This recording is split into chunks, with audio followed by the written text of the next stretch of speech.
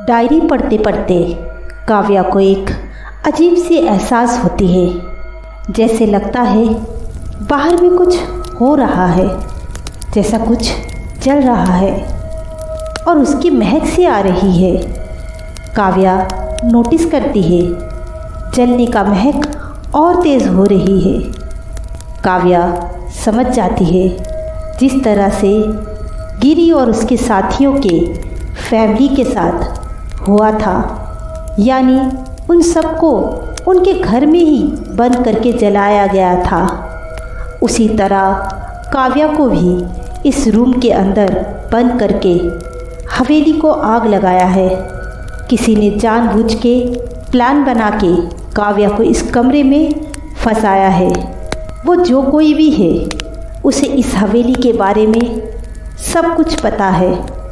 वो इस हवेली की किसी और दरवाजे से अंदर आया हुआ होगा, या फिर ये भी हो सकता है कोई पहले से ही इस हवेली में छुपा हुआ था। इतनी बड़ी हवेली है, किसी को कैसे पता चलेगा कौन से कमरे में कौन छुपा है। काव्या यही सब सोचते सोचते दरवाजे की तरफ जाती है। उसे एहसास होता है कि महक बहुत तेज़ हो गई है। दरवाज़ा हल्की गर्म सी महसूस हो रही है। काव्या मन ही मन बोल रही थी, अब क्या होगा, मैं इस कमरे में फंस गई हूँ और बाहर में हवेली को आग लगाया गया है। मैं यहाँ से ज़िंदा निकल पाऊँगी कि भी नहीं। अगर मुझे कुछ हो जाता है तो मेरे बाद माँ और अनु का क्या होगा, तन्वी का क्या होगा, उसे कौन ढूंढेगा, उसके साथ क्या हुआ होगा। काव्या अपने आप से कहती है, काव्या तू हार नहीं मान सकती, किसी तरह बाहर निकलना होगा। सोच, कुछ ना कुछ सोच, तुझे सोचना पड़ेगा। दादाजी की बात तुझे माननी पड़ेगी। अपने दिमाग को ठंडा रख, अपने आप को उत्तेजित मत कर, शांत कर। काव्या अपने आप को शांत करती है और एक गहरी सांस लेती है और अपनी ज़िंदगी की सबसे खूबसूरत पल को याद करती है। काव्या अपने पापा के साथ लुका छुपी खेल रही है और वो छुपने के लिए अपने दादाजी के कमरे में जाती है। काव्या के दादाजी कुछ लिख रहे थे। काव्या ने उन्हें इशारे से कहा, पापा को मत बोलना, और वो एक अलमारी के पीछे छुप जाती है। इतने में उनके पापा केशव दादाजी के कमरे में आते हैं। दादाजी उनको देखकर एक कविता पढ़ते हैं, जिससे केशव तुरंत ही काव्या को ढूंढ निकालता है और उसे गोदी में उठा लेते हैं। काव्या अपने पापा से कहते हैं, आपने मुझे इतना जल्दी कैसे ढूंढ लिया पापा। केशव कहता है, मेरे पापा ने मुझे बताया है कि आप कहाँ पर छुपी हो। काव्या अपने पापा से कहते हैं, लेकिन दादाजी ने तो आपसे इशारे में कुछ भी नहीं कहा और ना ही कहा कि मैं अलमारी के पीछे छुपी हूँ। केशव कहता है, तुम्हारे दादाजी ने मुझे कविता सुनाई थी, जिससे मुझे पता चल गया कि मेरी परी कहाँ पर छुपी है। काव्या हैरान होकर पूछती है, आपको कविता सुनकर पता चल गया कि मैं कहाँ पे छुपी हूँ। केशव कहता है, हाँ, आपके दादाजी और हम मेरे बचपन में कविता से पहेली को सुलझाने वाला गेम खेलते थे। मुझे कविता से पहेली सुलझाना आता है, इसीलिए मैंने मेरी परी को फौरन ढूंढ लिया। केशव काव्या को गोद में लेकर उससे बात करते करते प्यार से उसके सर पर चूमते हैं और दोनों बाप बेटी ज़ोर ज़ोर से हंसते हैं। काव्या को याद आती है कि डायरी के लास्ट पेज पर भी एक कविता लिखी हुई है। काव्या डायरी के उस पेज को खोलकर उस कविता को बार बार पढ़ने लगती है। बचपन का छुपाया खेल सुनहरा।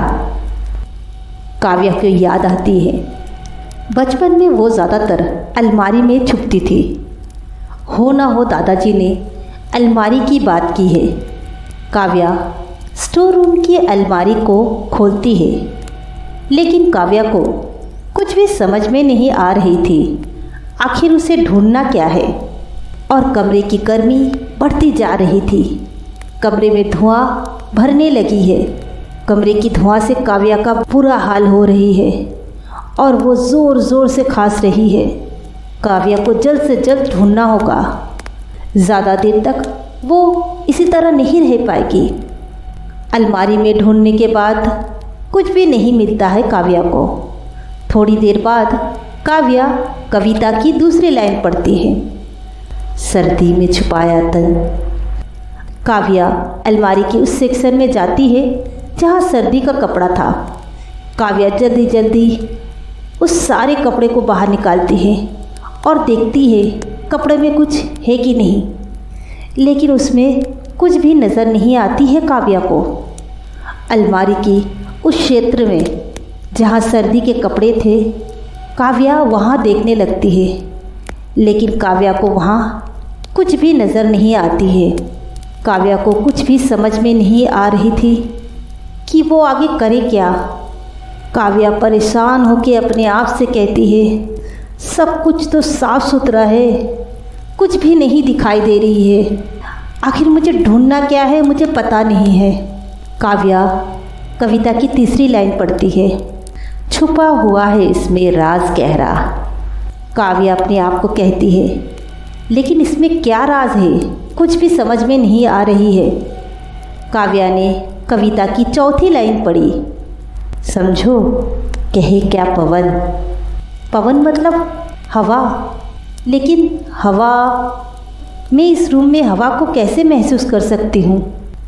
काव्या अपने आप को संभालते हुए सोचने की कोशिश कर रही थी, लेकिन धुआं से उसकी हालत बहुत ख़राब हो रही थी।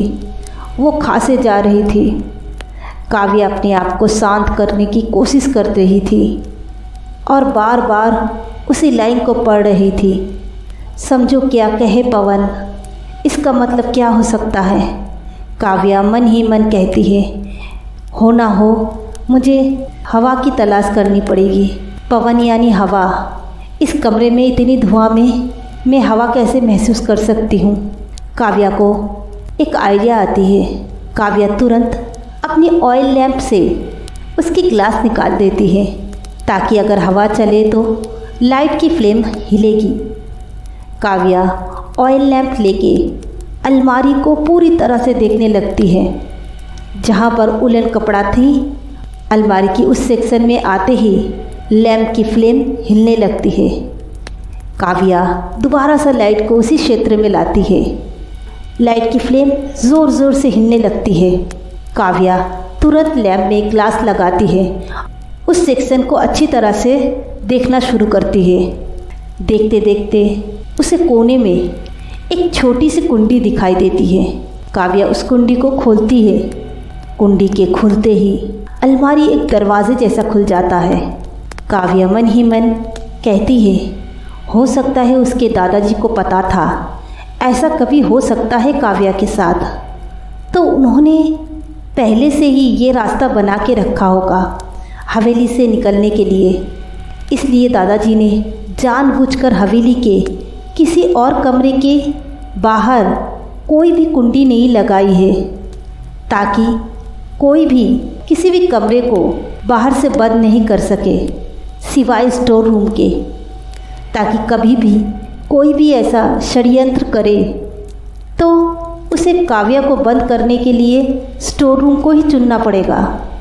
और इसीलिए उसके दादाजी ने आगे से ही इस रूम से एक खुफिया रास्ता बना के रखा है। काव्या तुरंत अलमारी के दरवाज़ा खोलकर स्टोर रूम से निकल जाती है। एक छोटा सा कमरा जैसा है। उसके बाद एक सीढ़ी बनी हुई है जो काफ़ी पतला और टूटी फूटी। काव्या बहुत सावधानी से नीचे की तरफ उतरने लगी। काव्या अभी तक खांस रही है। उसका सर दर्द करने लगा है। उसका सर घूम रहा है, लेकिन काव्या अपने आप को भरोसा दे रही है, मैं यहाँ से ज़रूर निकलूँगी, मुझे ज़िंदा रहना है, अनु के लिए, माँ के लिए। सीढ़ी करीबन 2 फ्लोर तक नीचे आती है। काव्या समझ जाती है सीढ़ी अंडरग्राउंड जा रही है, क्योंकि स्टोर रूम 1st फ्लोर में है। सीढ़ी के ख़त्म होने के बाद उसे एक छोटा सा टनल जैसा पतली जगह दिखती है।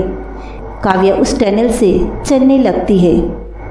काव्या की हालत बहुत ख़राब हो गई है। वो ज़ोर ज़ोर से खांस रही है, उसे चक्कर आ रहे हैं, फिर भी वो चले जा रही है। वो अपने आप को संभालते हुए चलते जा रही है। करीबन 15-20 मिनट चलने के बाद उसे एक छोटी सी दरवाज़ा दिखाई देती है। काव्या उसे खोलती है। काव्या की हालत बहुत ख़राब हो चुकी है। किसी तरह वो उस दरवाज़े से बाहर निकलती है। दरवाज़ा एक कुएं में खुलता है। कुएं से ऊपर उठने के लिए लकड़ी की सीढ़ी बनी हुई है। काव्या को हाथ से पकड़ के ऊपर की तरफ उठना पड़ेगा। काव्या अपने लैंप को वहीं छोड़ देती है और सीढ़ी को पकड़ के ऊपर की तरफ उठने लगती है। जैसे तैसे काव्या ऊपर उठती है, क्योंकि धुएं से काव्या की हालत बहुत ख़राब हो चुकी है। कुएं के ऊपर एक लकड़ी का ढकना लगा हुआ है। काव्या उसे खोलने की कोशिश करती है, लेकिन लगता है वो बहुत भारी है। लेकिन काव्या को अगर निकलना है यहाँ से तो उसे इस ढकने को खोलना ही पड़ेगा। काव्या अपनी पूरी ताकत लगाकर उस ढकना को खोलती है। ढकने के खोलते ही उसे खुली आसमान दिखाई देती है। कुआं जंगल के बीच में है, झाड़ और जंगली पेड़ पौधे से भरा हुआ। काव्या बाहर निकल के जैसे सामने देखती है, पूरब की आसमान उजाला होते हुए उसे दिखाई देती है। काव्या को पता है यहाँ से दाएं चलने पर उसे गांव का रास्ता मिल जाएगा। काव्या किसी तरह से लड़खड़ाते हुए चलने लगती है, लेकिन उसके बदन में कोई ज़ोर नहीं है। वो बस चलती जा रही है। उसे कुछ पता नहीं वो कैसे चल रही है। उसकी मानो आधी जान निकल चुकी है। काव्या लड़खड़ाते हुए चलते चलते गांव के रास्ते पर उठते ही बेहोश हो जाती है।